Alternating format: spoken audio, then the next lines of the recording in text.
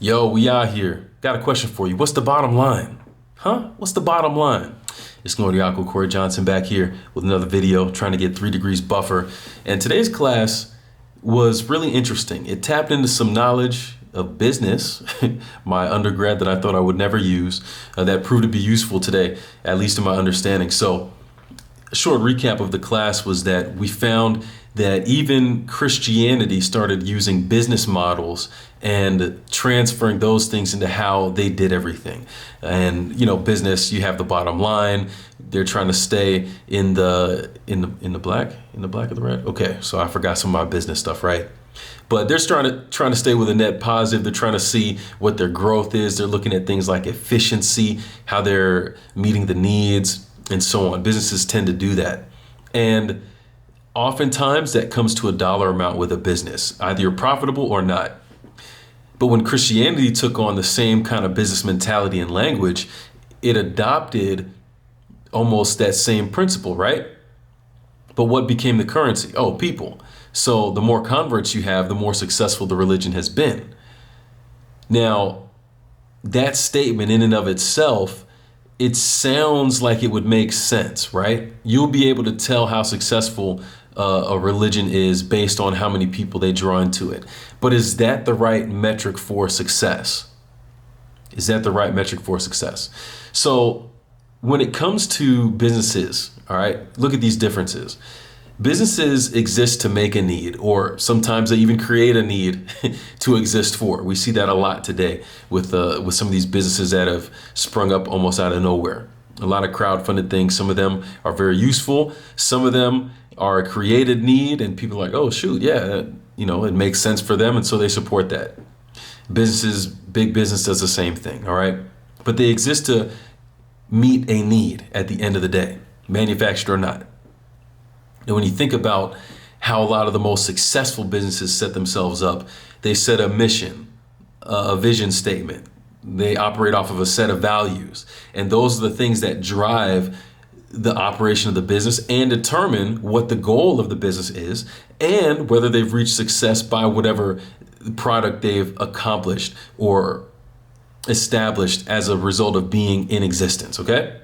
So all of that to say, we see that and it makes perfect sense within business. But what happens when all of that stuff gets transferred into spiritual things? Well, we have to ask, what is the goal? What's the bottom line? And if the bottom line is simply to increase membership or to get more people in, it's going to determine what the mission is, what the vision statement is, what we consider as our values and valuable. And that's what's going to drive whatever happens in that business of spirituality. A lot of times in Christianity, because we end up looking at it as expanding people, there's a lot of things that end up being acceptable within the spirituality towards that goal. What am I talking about? Well, the Crusades, persecution. These are aspects that we looked at and we're going to keep looking at in this class, where under the guise of Christianity and upholding the truth, people lose their lives. And apparently there's no issue with that. Obviously, you can see how there's a problem there, right? But if the bottom line is this, then it justifies this. You've heard the statement, the ends justify the means, right? And you've heard people talk about business being cutthroat. Well, if Christianity and if spiritual things and spiritual entities embody a business mindset, well, then spirituality literally gets cutthroat. And we've seen that in history. Is there a better way? Is there a different way that it should be exercised and done? I think so. How do we define the bottom line? What's the bottom line? So, I would submit this, that it's not about what Christianity and spirituality and even Adventism to a degree have made it, where we need to increase the numbers, increase the kingdom. You hear language like this all the time. You see the mega churches out there, all this kind of stuff. I don't believe that that's what it's about. I don't believe it's about saying I got so many people to my name. And it's difficult when there's language in the Bible that can be twisted and manipulated to kind of raise the importance of this, right? We talk about stars in our crowns in heaven, and we'll have more jewels representing the people that we were able to lead to Christ.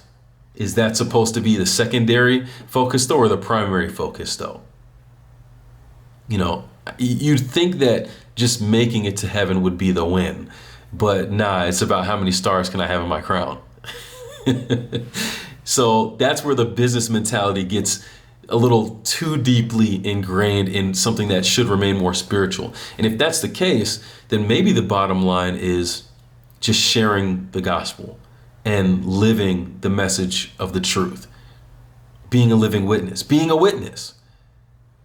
Is it possible that that could be the bottom line, just to share?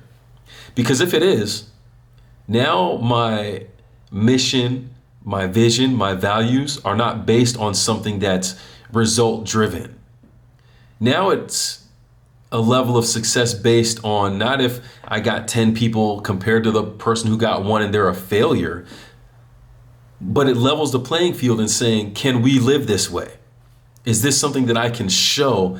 And when times get tough and when situations may call for something else based on another business model, I can operate in a way that exemplifies the gospel and truth and shows other people what I really stand up for and believe in. We were talking about times of persecution in history where I think it was World War I, where you had a lot of churches trying to work together in about 1910 before the First World War broke out. And you would have soldiers on one side of the battle singing Silent Night, and you'd have them in the other, Christians on the other side, Christian soldiers on this side and Christian soldiers on the other side, both singing Silent Night in different languages. And yet the next day they're going to go kill each other. What? It doesn't make any sense.